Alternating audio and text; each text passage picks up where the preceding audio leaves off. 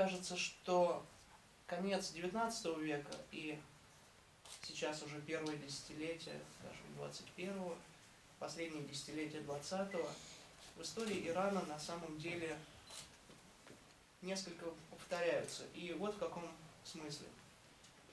Конец XIX века, середина, конец XIX века – это то время в истории Ирана, когда это государство впервые очень близко стало взаимодействовать с Европой. Да, контакты наблюдались и раньше, но речь шла скорее о не мирном взаимодействии, не о взаимно выгодных контактах, а, наверное, все-таки о войнах, конфликтах и не очень приятных ситуациях, которые, если и откладывали отпечаток на дальнейший ход иранской истории, то совсем даже не положительный. Так, середина XIX века, расцвет правления династии Каджаров, тюркской династии в истории Ирана, это скорее расцвет вообще в целом иранской культуры, иранской политики и пик взаимоотношений с Европой, когда и европейцы, и иранцы смогли получить друг от друга и в культурном плане, и в общественном, и в политическом максимум полезного. Того, что было использовано во благо государственности, общества, культуры, чего угодно. И, как вы знаете, в последнее время вот этот вопрос взаимодействия Ирана с мировым сообществом, с Европой, особенно важен в контексте важнейших внешнеполитических проблем современности иранской ядерной программы, вообще принятие или не принятие Исламской Республики многими странами. И подразумевает, конечно же, изучение национальной психологии, истории. И мне кажется, что важным было бы обратить внимание на важнейшую тенденцию конца XIX века в Иране. Это появление новой социальной прослойки, если можно так выразиться. Прослойки, которая представляла собой придворных, образованную элиту, можно сказать, людей, которые получали образование в Европе, а потом стремились с разной долей успеха и обладая разными возможностями реализовать это на благо Ирана. Конечно же, этот период, я имею в виду вот конец XIX века, связан с такими личностями, как премьер-министр Амир Кабир, Мальком хан, Хусейн хан, те люди, которые смогли поучиться в Европе, понять что-то новое, а потом попытались это реализовать в Иране.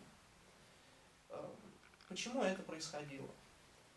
Дело в том, что, как мы знаем из истории, Иран в этот период времени не являлся независимым государством в полном смысле слова. Как принято говорить в советской историографии, был колонией Великобритании и полуколонией, можно сказать, между Великобританией и Россией, Российской империей. И, конечно же, это откладывало отпечаток на самостоятельное развитие общественной мысли, политической традиции. Мы знаем, что в государственном аппарате, если можно так выразиться, конечно же, в то время речь не шла именно о каких бы то ни было четких структурах власти, а Иран представлял собой монархию с властью шаха, с властью, которой на тот момент было больше 2000 лет.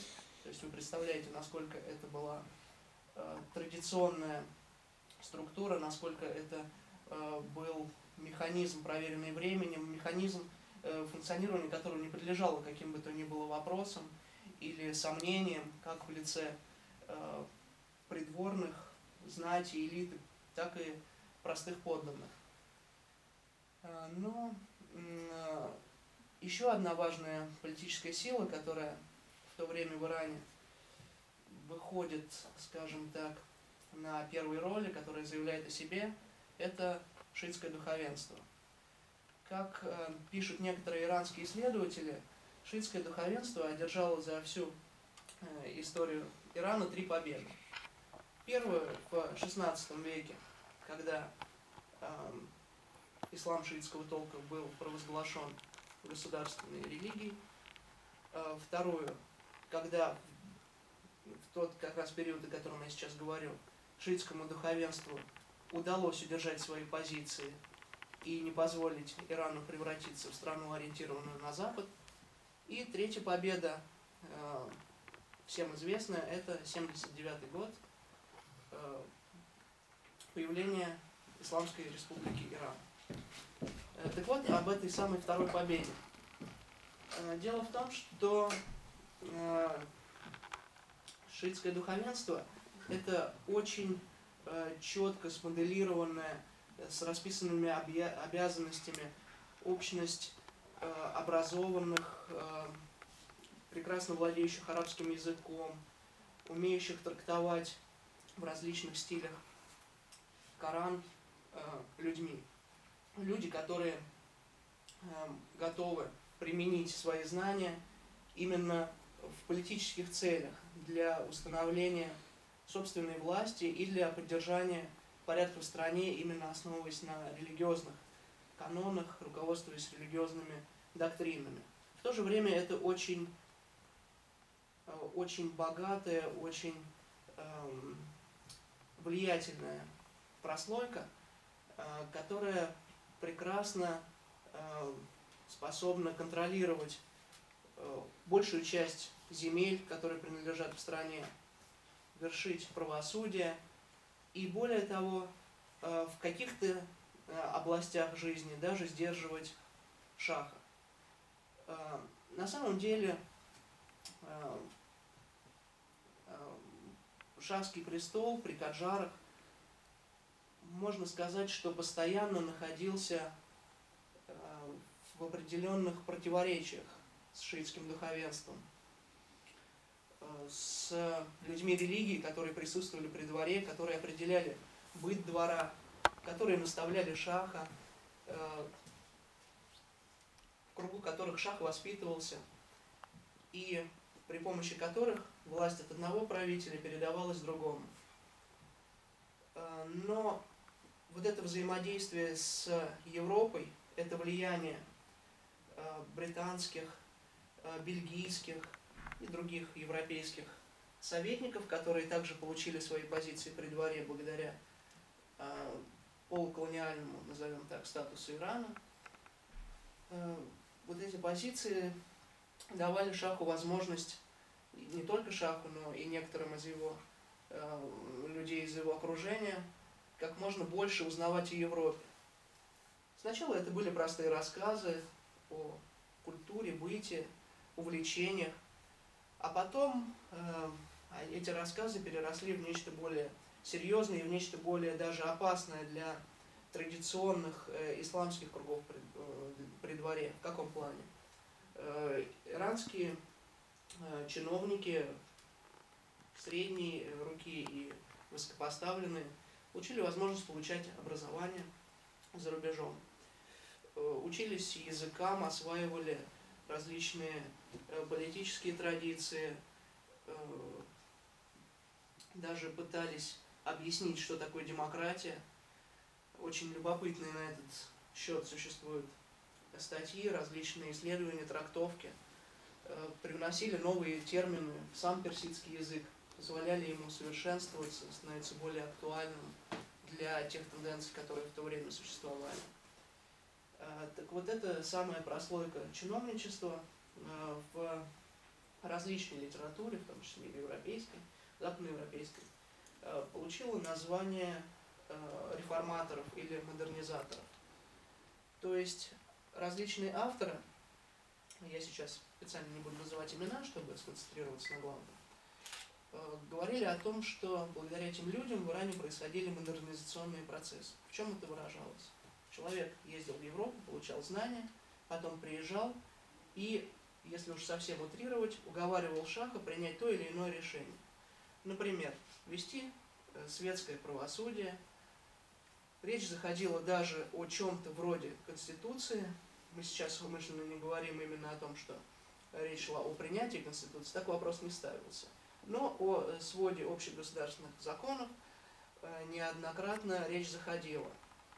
Конечно, в условиях, тех политических условиях, в которых находился Каджарский Иран того времени, многие из этих инициатив на самом деле были трудно реализуемы. И скорее оставались либо на бумаге, либо в голове шаха, о чем-то он даже боялся подумать, потому что что-то ущемляло, как ему казалось, его свободу, ограничивало власть. А что-то он понимал, что действительно нереализуемо, поскольку Иран представлял собой страну, большинство населения, которое составляли кочевники. Сегодня люди там, завтра уже на территории другого государства. Толком невозможно было даже сосчитать, сколько человек населяли Иран в середине XIX века. Не говоря уже о каких-то вольностях. Ну, я имею в виду прежде всего быт. Конечно же, рассказы о балетных постановках, театральных постановках, газетах на различную тематику, и не только политическую, но и социальную, о строительстве увеселительных заведений, даже каких-то спортивных комплексов.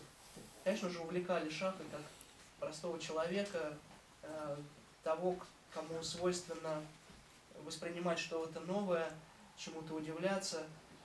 И, конечно же, он постарался это в какой-то степени реализовать.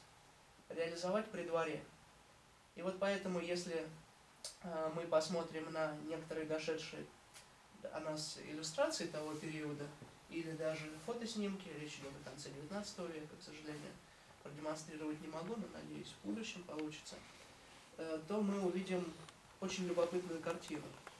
Шахский двор стал представлять собой некий синтез традиционного, исламского и нового западного, даже в какой-то степени свободного, а по мнению шиитских духовных лиц, даже того, что принято называть харам. Приведу пример. Скажем, шахский гарем, который также был влиятельной достаточно силой при дворе, полностью поддался веяниям европейской моды. По повелению шаха Насреддина, это третья четверть XIX века, большая часть его жен облачилась в балетные пачки. При этом, скажем, мода на фигуры была сугубо восточной. То есть приветствовались пышные формы, достаточно скромное при этом поведение, и вот получался такой удивительный симбиоз, даже сложно себе это представить, но есть документальные подтверждения. Между прочим, вот эти вот необычные картины можно встретить и в некоторых современных иранских фильмах. В Исламской Республике Иран, несмотря на теократический характер власти, о своем прошлом привыкли вспоминать с пиететом и отдавать дань уважения различным династиям, пусть они и были монархическими, где-то антиисламскими, но все это находит, тем не менее, отражение в современном иранском искусстве. В этом тоже, конечно, сейчас немножко отдаляюсь от темы, но все-таки выскажу мысль. В этом, я считаю, заслуга современного иранского руководства. Каким-то потрясающим просто образом идеологи нынешнего государства умудряются соединить принципы традиционного ислама со своим монархическим прошлым. И это, конечно, достойно уважения, достойно внимания. И поэтому, наверное, сегодня, когда меня спрашивают, чем, например, русские похожи на иранцев, я всегда без зазрения совести говорю, что это верой в царя-батюшку, грубо говоря. То есть монархическим характером мышлением, особенно стремлением подчеркнуть, что у нас богатое прошлое, у нас есть чем гордиться, и мы, следовательно, претендуем на многое. Мы хотим всегда быть на виду, и всегда возглавлять караван, но не быть на, скажем, окрестностях истории. Всегда хочется быть в центре событий. Так, что касается других особенностей шахского двора, то здесь очень важен характер самого правителя Насреддин-Шаха, о котором я уже говорил. Это был человек, с одной стороны, как я говорил уже, тоже вот, значит, воспитанный на исламских традициях, с одной стороны, а с другой впитавший в себя идеи даже просвещения, поскольку его учителя, впоследствии ставший премьер-министром или садразамом Амир Кабир, с детства рассказывал ему о том, как устроен европейский город, какие европейцы предпочитают, что европейцы предпочитают в моде, искусстве, какие основные центры образования. И с детства, как считают многие историки, Насреддин-Шах вынашивал идею получения образования для себя и для своих окружающих в Европе. Да, он слышал много рассказов, но хотел увидеть все своими глазами. И это реализовалось трижды в 73-м, 1873-м, 76-м, 89-м годах. Ему удалось побывать в Европе, он оставил 2 дневника путешествий после себя. Многие, кстати, спорят о том, что рукой ли самого Шаха были написаны эти заметки, оформленные в жанре сафар-наме, дневников путешествий, или же это делали специально обученные для того люди. И я склонен считать, что скорее второй вариант более правдоподобен, поскольку эти дневники, если проследить их структуру, их механизм создания, жанровые особенности, то тут 100% сходства с традиционными иранскими дневниками путешествий, которые были написаны за много веков до этого. То есть мы видим, что Шах рассказывал в них, грубо говоря, обо всем, что он видел своими глазами, о мостах, заводах, общении с европейцами, даже о том, как открывать шампанское. А с другой стороны, это было все оформлено в традиционную форму и, что немаловажно, с словословием Всевышнему, упоминанием того, что он совершал намаз, то есть вел себя как правоверный мусульманин. И вот эти дневники путешествий, на мой взгляд, также являются отличным свидетельством того, насколько шахский двор, умы людей, общественная мысль иранская пропиталась европейскими тенденциями, облачилась в даже, я бы сказал, западные формы где-то, и в то же время сдерживалась и приобретала вот такие вот особенности. Что касается еще дневников, несколько слов я хотел бы сказать, то любопытны некоторые факты. Чтобы лучше понять личность Насреддина-Шаха, человека, как вы, наверное, уже поняли, стоявшего в авангарде вот всех реформ, скажем так, то вот стоит отметить, что он себя уподоблял европейским монархам. Постоянно сравнивал в дневниках путешествий себя с Петром I, с другими императорами. Гордился возможностью пообщаться с придворными в европейских столицах. Подчеркивал свое знание нескольких выражений по-французски, по-итальянски и даже по-русски. Гордился тем, что в России он побывал несколько раз. Говорил о достижениях российской науки. Постоянно ссылался на различных, скажем так, историографов иранских, которые и раньше воспевали все прелести европейской жизни, европейской власти и так далее. Вот такой вот документ, конечно же, это в какой-то степени сокровищница для исследователя, поскольку, с одной стороны, мы большей части из того, что там написано, верить можем. Это личные мысли самого правителя. А чему-то не совсем. Если даже мы сравним некоторые из пассажей Шаха в этом дневнике с той информацией, которая содержится в ряде газет того времени, например, в «Московских ведомостях», то увидим, что национальная иранская особенность характера, склонность к преувеличению, к преумножению, одновременно являющаяся особенностью создателей и авторов дневников путешествий Сафар-Наме, очень четко проявилась в этих дневниках. И, на мой вкус, как раз-таки с точки зрения исследования национального характера, этот дневник также представляет огромную ценность. И тут как раз-таки не так важно, кто писал, ответственный секретарь эти дневники или сам правитель. Главное, что это было сделано с его высочайшего повеления и направлено на... Вот как раз возникает вопрос, на кого направлены были эти произведения, если большая часть населения оставалась безграмотной. Те, кто хотел посмотреть Европу, они ее увидели и сами. Сами оставили тоже некоторые путевые заметки. И вот здесь, кстати, встает очень интересный вопрос.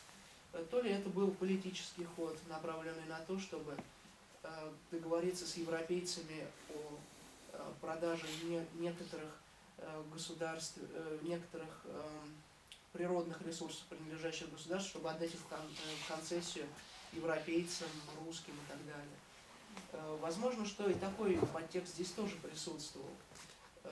То есть все стремления правителя иранского в этот период времени, можно подытожить, сводятся к тому, чтобы еще и обрести некоторую экономическую выгоду.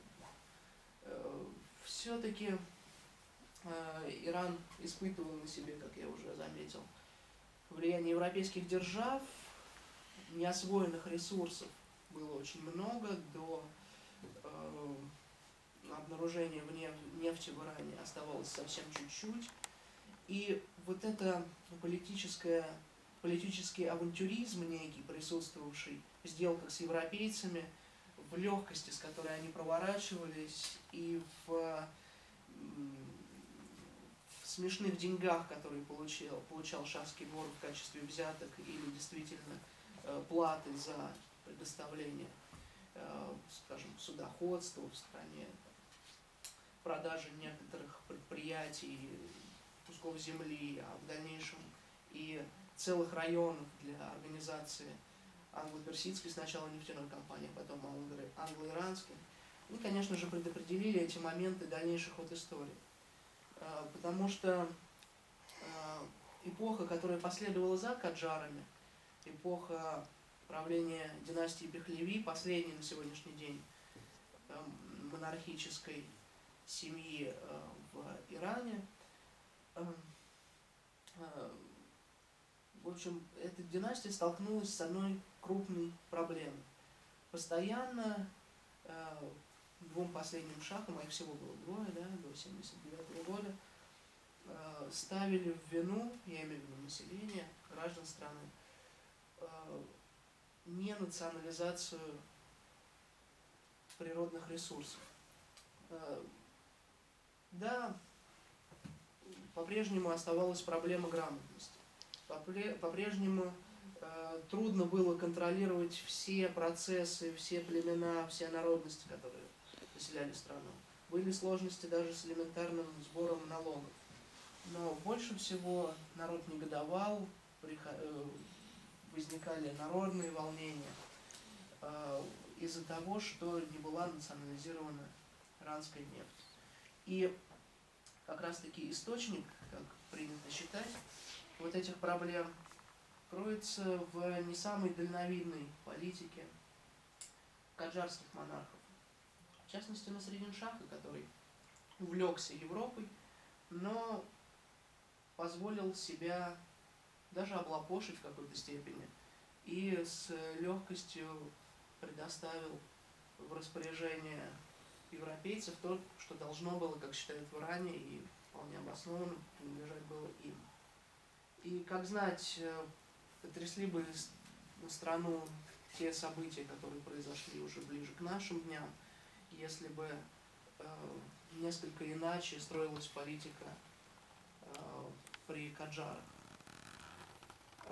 А что касается провала реформ, ведь ставился вопрос о проведении реформ, как я говорил, люди при дворе были на это настроены, существовали различные проекты, как реформировать государственный аппарат, каким образом изымать некоторые земли у духовенства, передавать их в собственность промышленникам и как вообще развивать промышленность. Все эти реформы, за исключением совсем немногих, о которых я сейчас скажу, к сожалению или к счастью, так распорядилась история, не были реализованы. И главная причина — это, конечно же, шиитское духовенство, которое не позволило этого сделать, вовремя сориентировалось в ситуации и путем различных придворных интриг, используя гарем, связи с матерью Шаха, которая имела на него сильнейшее влияние, не дали этим моментам осуществиться. Я бы даже сказал, что основное достижение от контакта шахского двора с европейцами стало учреждение, казалось бы, частный момент, университета, Светского университета Дар-эль-Фунун в Тегеране, учебного заведения, где в основном изучались первоначально естественные науки, потом и языки, военное дело.